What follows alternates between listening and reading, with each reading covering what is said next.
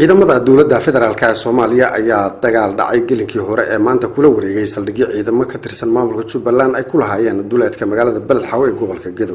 Dagaalka oo bilowday markii ciidan uu hogaaminayo wasiirka amniga ee Jubbaland oo toddobaadyadii la soo dhaafay ku sugnaa saldhigyadaasi ay weerar ku qaadeen ciidamada dawladda ee ku sugan degmada Beledxaawo ayaa joogsaday casarnimadii maanta kadib markii dagaalka looga adkaaday ciidamada Jubbaland ee hogaaminayo wasiir Janan. dagaalka oo ahaa mid culus oo la isu adeegsaday madaafiic iyo hubka noocyadiisa yaryar ayaa la xaqiijiyay in uu sababay khasaare isugu jira dhimasho, dhaawac, hanti burburtay iyo barakac. hase yeeshee ilaa iyo hadda lama hayo tirakood rasmi ah oo cadeynaya khasaaraha gaaray ee dhinacyada dagaalamay iyo shacabka magaaladaasi.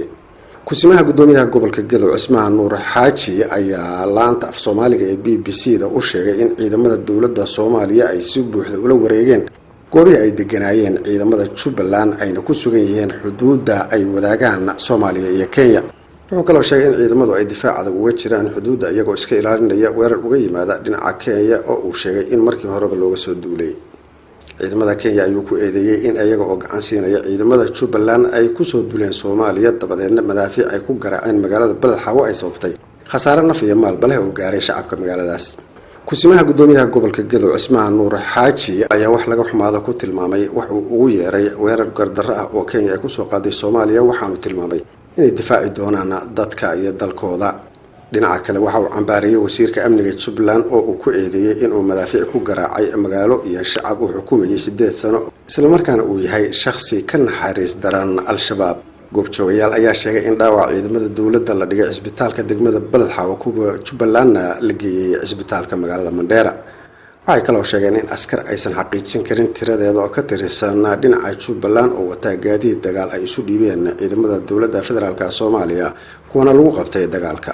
warbaahinta dalka Kenya qaarkeed ayaa baahisay in ciidamada Jubbaland oo looga adkaaday dagaalka qaarkood ay ku carareen gudaha magaalada Mandheera, qaar kalena dhinaca xuduudda Itoobiya oo aan ka fogeyn aagga lagu dagaalamay.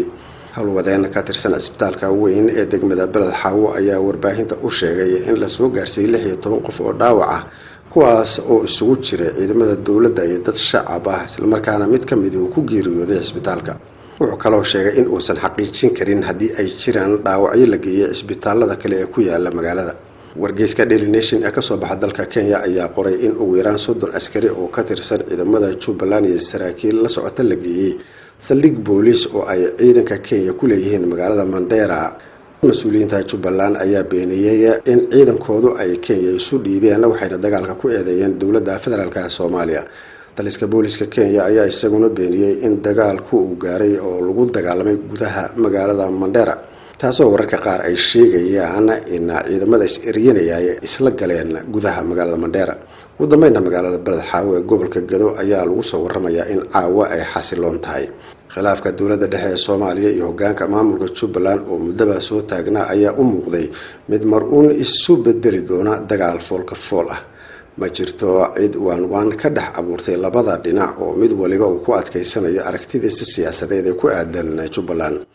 dawladda Soomaaliya ayaa horey u diiday in ay aqoonsato gebi ahaanba doorashadii Jubbaland ee dib loogu doortay Axmed Maxamed Islaan Axmed Madoobe. dawladda Soomaaliya ayaa dawladda Kenya waxay ku eedeysay in ay faragelin qaawan ku hayso arrimaha gudaha ee Soomaaliya ayna hurinayso khilaafka dawladda dhexe iyo Jubbaland.